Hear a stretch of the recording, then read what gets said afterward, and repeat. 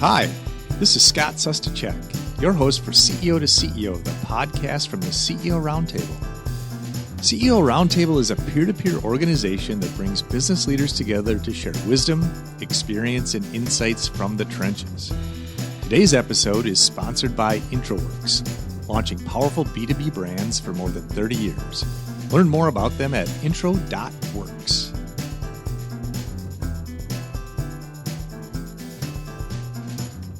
Welcome to this episode of CEO to CEO.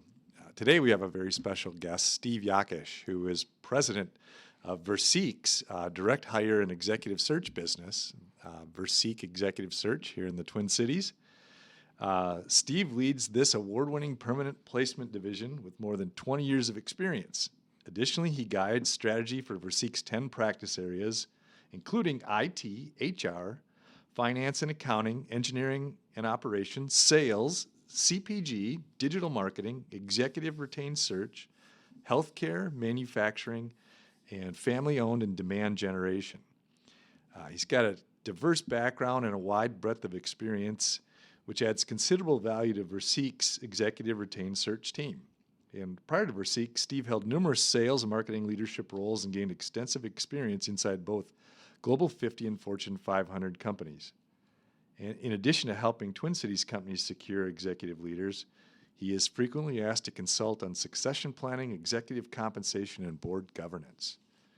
Welcome, Steve. Thanks for being with us. Yeah, thanks for having me. Well, this will be a fun conversation, I think, today, because from the outset of this podcast, we wanted to talk about talent. Mm-hmm. And that's what Versique is all about, is helping companies find the right talent for the right situation.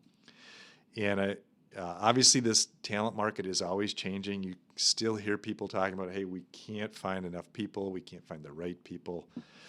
If we could really kick this off, is just maybe give us some background on market conditions and how you see those developing and evolving. Yeah, no, it's been a wild ride the last probably 3-4 years, but maybe even to start a little bit prior to it, just from a historical standpoint. If you look at really starting back in late 2008, 2009, kind of the banking, crash.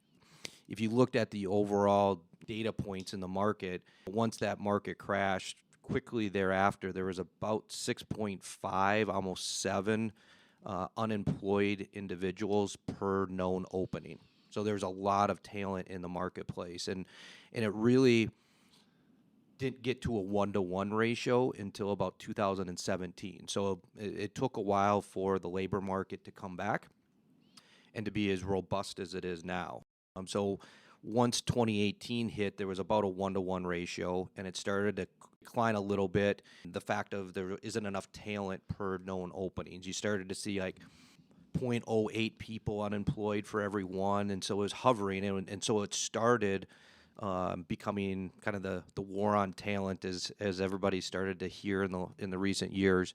And then COVID hit, and it jumped back up to about 4.5 unemployed for every one known opening. But the economy recovered and the market really recovered fast. It only took about 12-15 months to hit that 1-to-1 ratio.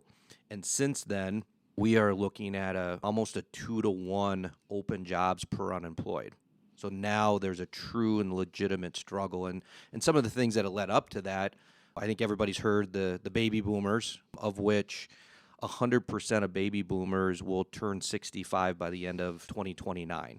So there's going to still be this mass exodus in the marketplace. And if you age to experience, there's a lot of those baby boomers that have a tremendous amount of experience. A lot of them are in leadership capacities.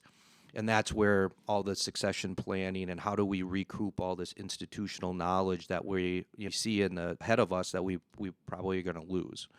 And that just forces to rise up into the organization to fill some of those roles. And it just puts added pressure on the roles that are maybe lower in a typical organization's org chart. So, we're probably 285,000, I think is the last number I saw, baby boomers retiring just in Minnesota in the next 5 years. So A there's lot. going to be a lot of pressure on finding the right talent, but as important, retaining that talent. And that brings a whole host of other complications like salary compression and, and things of that nature. It gets to a lot of what I'm sure you work on here every day at Versique. What I work on is how do you develop that next level of talent, because you know those openings are coming. Are there other shifts in the demographics that you see? I was reading a recent article again about especially rural communities of there's just a complete loss of talent. So if you've got companies in outstate Minnesota and for them to find talent, I know you've done some searches for companies like that. It's got to make it a bit more challenging to, as those demographic shifts, change the way those companies have to go to market to find key executives. Yeah, we've seen two shifts really in the last probably 3-4 years for those rural markets, or even outside the Twin Cities metro area, Sure. where you don't have quite the population density, if you will. So companies are a lot more open to relocating individuals, especially in outstate. Now, it doesn't work if it's pretty low in the org chart. It just probably doesn't make financial sense for organizations to incur the cost to relocate people. But once you get into certain leadership roles, or you're looking for, some specific skill sets, companies are a lot more open these days to bringing people into their marketplace, whether it's Wilmer, Minnesota, or International Falls, or your place. But that comes with complexities and logistics to do that. And then secondarily, I think, these rural markets, if it's a non-critical, have to be at the workplace to make something or be there, I think companies do have to be a little bit more liberal on their ability to let people work remotely, especially in maybe some of the technical roles or marketing type roles, be open to it. Now, I'm a huge believer of building culture, and you build culture with around people, but for specific skill sets or different roles, if you're struggling, I think to open up that door to potentially figure out how could we bring that talent and or skill set in a remote environment could be something pretty advantageous for some companies. Sure. Now, what's impressive about Versique, you guys have so many practice areas, and you're in so many really different segments. What are the hot segments right now where you are maybe still struggling to find the right people? Yeah, so if we kind of set aside our true executive search practice, Yeah. and go into more of the functional areas, as you alluded to, we have specialists that just focus on IT, just finance, just marketing, engineering, etc. I would say historically, over the last 12 to 18 months, the really active areas are finance, engineering, and operations leadership. And then IT has always been strong, and I think the Twin Cities will always struggle a little bit with technology, especially with the surge of COVID and people starting to work more remotely. We saw about 2.5, 3 years ago where a lot of these big tech companies were specifically targeting the Twin Cities for IT talent. If you're a coder, you're a programmer, Google has this 100% remote, and so does Facebook, and all the big technology companies. They were actively targeting Twin Cities candidates technology because of our work ethic and everything we know that's good about the people that are in our market. We were being specifically targeted. That put even more pressure on IT or companies in the Twin Cities when they were trying to hire IT. Sure. Because guess what? Google has California salaries, and they could offer some pretty big salaries to Twin Cities based talent and still save money. Yeah. Always coming after the really strong talent we have. And you're right. I mean, it's that Midwestern work ethic, right? That's different. I want to switch gears for us just a little bit now, because it's a topic that you and I have talked about before, but really and I think it's especially pertinent to a lot of CEO Roundtable members. But if I'm owning a company and I've grown it to a certain level, and I think now I want to hire someone to come in from the outside and run it. I don't have family necessarily that's ready, but I want someone to come in, run the business for me, take it to the next valuation level, and maybe I exit, maybe I don't, but I'm looking for that kind of help. And having seen this happen, a lot of different flavors and varieties, and where it may not have worked so well because the selection process wasn't great. How would you counsel me on going about making that hire? Because I know Sure. it's something you guys do really well. Yeah, no, appreciate that. So a couple different scenarios, as you alluded to, that we find ourselves helping companies a lot are closely held organizations that maybe just kind of stalled out and need just maybe some outside professional executive experience, kind of take it to the next level. That's a key scenario. Another one is they're trying to build out their executive team to be a highly functional and successful executive team without the founder owner part of it, because then their company is more saleable. Like you said, the multiples go up from there. And then the third piece is that family owned business, bringing in an internal executive to help them. And that's usually one or two scenarios. One is second or third generation isn't quite ready to take the reins.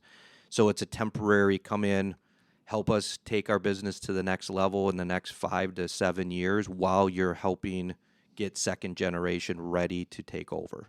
So those are the different scenarios. But I think the common theme as to how do you specifically make sure that the highest level of confidence when bringing that person in is a couple fold. One is, what's the definition of success at key milestones? What is the right individual done in the first 90 days, the first 6 months, the first year, 2, 3, and beyond? And a lot of times they can't give us that definition. And so, that's where we workshop and we probe and we ask and we collaborate on identifying what is those definitions at key milestones. And in my opinion, if you don't know what success looks like, you're going to mishire.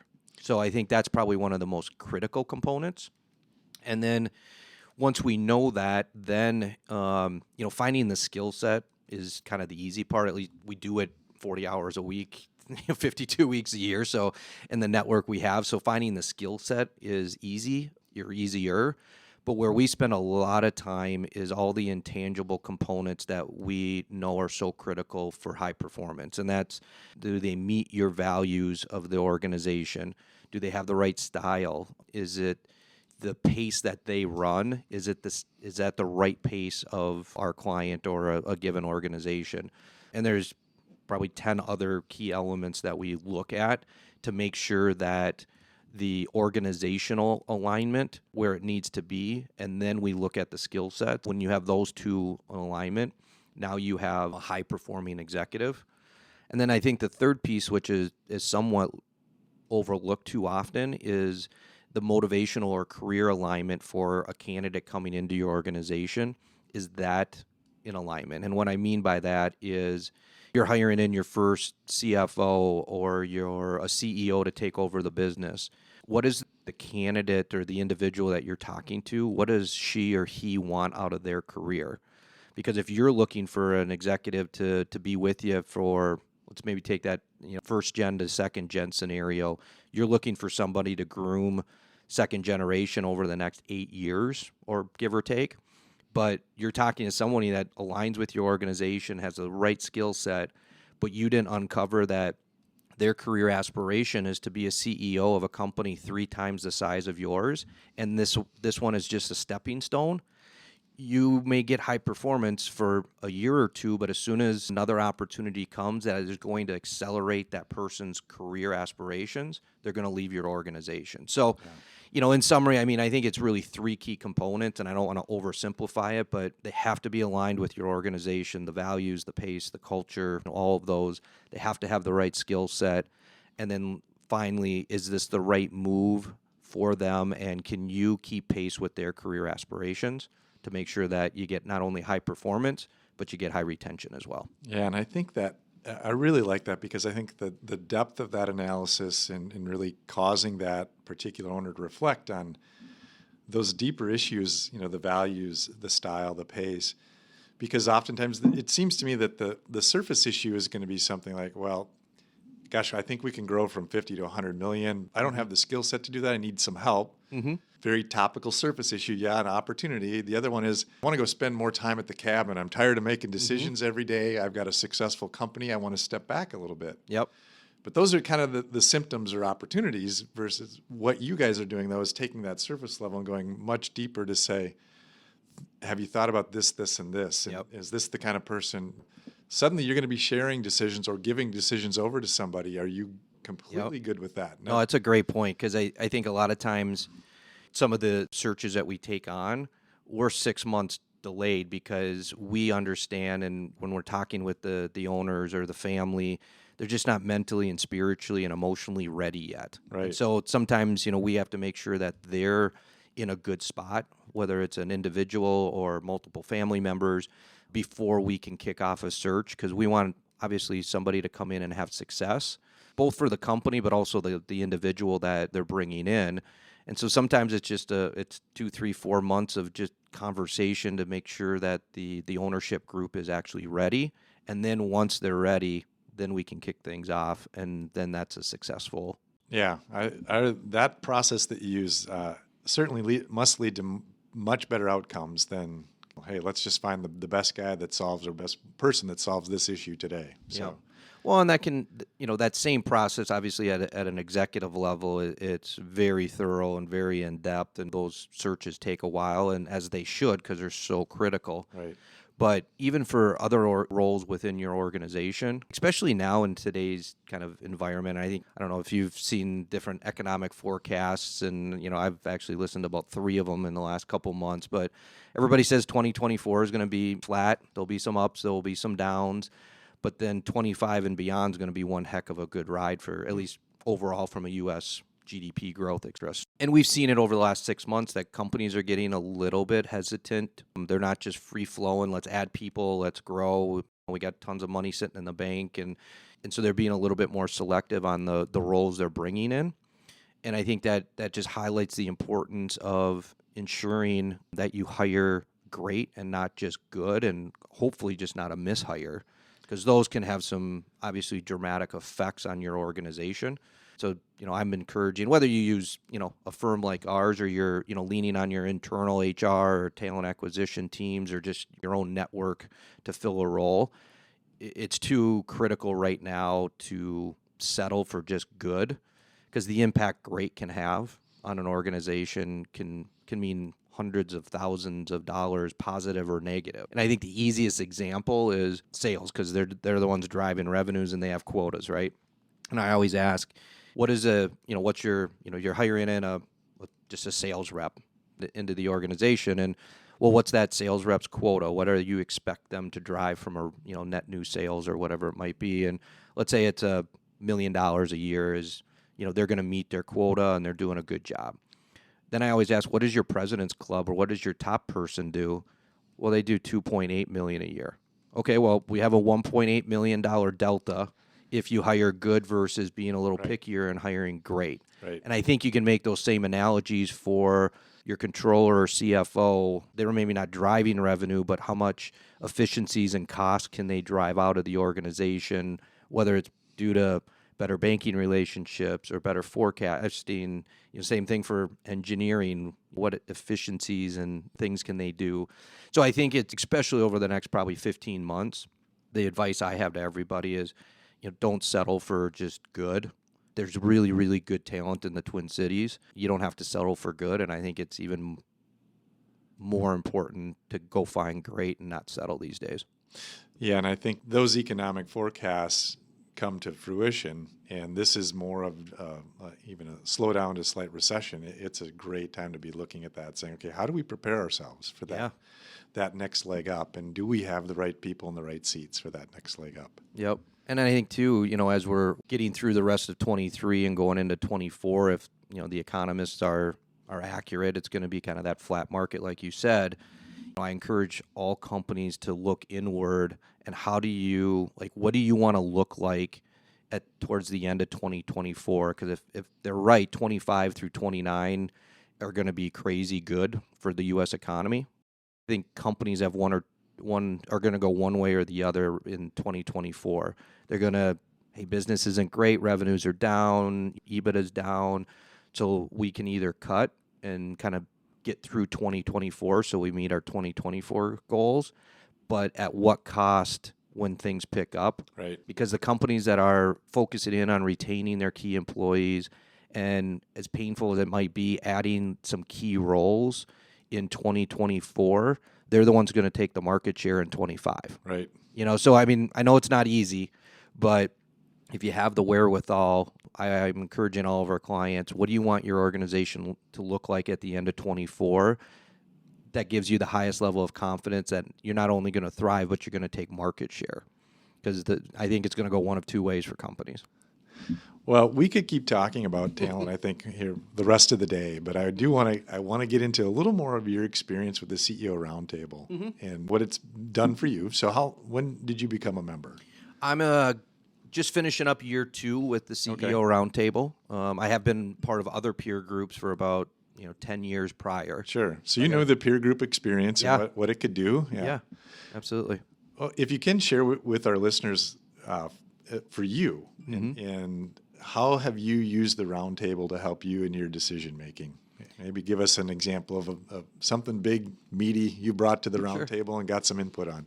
Yeah, well, I think like most people that are part of a peer group, you get something out of every single meeting, and whether it's just a friendship or somebody to complain to, you just got your own board of advisories, right? Right. And so I always get that, but I think probably the biggest thing I've gotten out of my group recently was we were looking at a potential targeted acquisition and to really seek their counsel, and here's where we were thinking and how we were positioning ourselves. And they didn't know, they don't know my business, but I love that they were just curious and they looked at it from almost a naive perspective from an industry standpoint. But there's a lot of experience in our peer group that had gone through acquisitions, good and bad. And so it was awesome to get their feedback, and it just opened my eyes because I was kind of tunnel vision. And so to get those outside perspectives was awesome and really helped me kind of solidify how do we want to approach this and what's the right way and what are the things I got blind spots on. Yeah, and I think that's a great example of that sort of peer input of helping you see around those corners that you might have said, I'm not so worried about that. But then you get feedback to say, you should think a little bit more about that and what it could mean. Yeah, absolutely. Doesn't mean you say no to the deal, but it means, okay, I need to be prepared for something. So. Yeah, I mean, we all have blind spots, and we all have our experiences, but we haven't experienced everything. And so I love that about the peer groups, that they can point out the blind spots or around the corner, like you said, to kind of open your eyes. So now I have 3 questions that I ask every guest. Okay. Because it gives us a little more background into who Steve is. Okay. Behind the scenes or in real life. So tell us, what are you reading right now? What's on your nightstand? Well, it's not on my nightstand yet. I just ordered it. But it's a book called The Gift of Failure. I'm a big fan. I've failed plenty of times in my life, but the book, it's actually by Dan Bongino. So take your political, set it aside, but the book itself is not political, although he might be. But it's all about the failures he's had in his life and how do you turn those failures into learning moments and opportunities. Because I'm a true believer. I mean, like I said, I've made plenty of mistakes and failed plenty of times, and I think I've learned from them. But anytime you can kind of reinforce that failure is not the end of the world and you can kind of turn a negative into a positive, I love that. So I'm kind of excited to see how he handled it and maybe if I could learn something. Sounds like a good read. Favorite movie? Favorite movie probably has to be Miracle. I got a hockey player for a kid, and so he...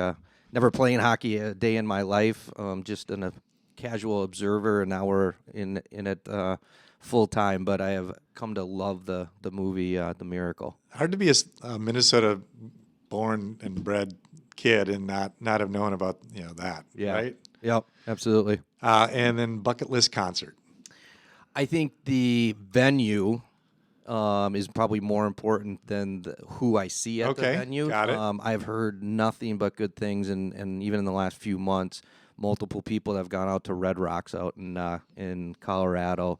Here it's just an amazing venue. So you could go, sing karaoke there, Scott, and I'd probably still enjoy it, I think is what everybody's told me. So we'll have to see what their concert lineup is next summer, and me and my wife want to get out to Red Rocks and listen to a show. Sounds like a great trip. Yeah. Well, really appreciate you coming on and giving us some of your wisdom in the talent and recruiting world. Yeah. Well, thanks for having me. All right. All right. Take care. Yep.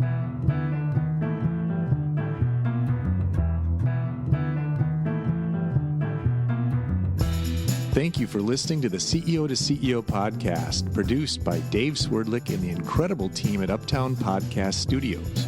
You can find them at uptownpodcast.com. Be certain to subscribe so you don't miss an episode with more CEO wisdom highlighting experience and insights from the trenches. If you enjoyed this podcast, please leave us a review and share with others. If you are a Minnesota-based business leader who would like to learn more about being part of a peer advisory roundtable, check us out at ceo-roundtable.org.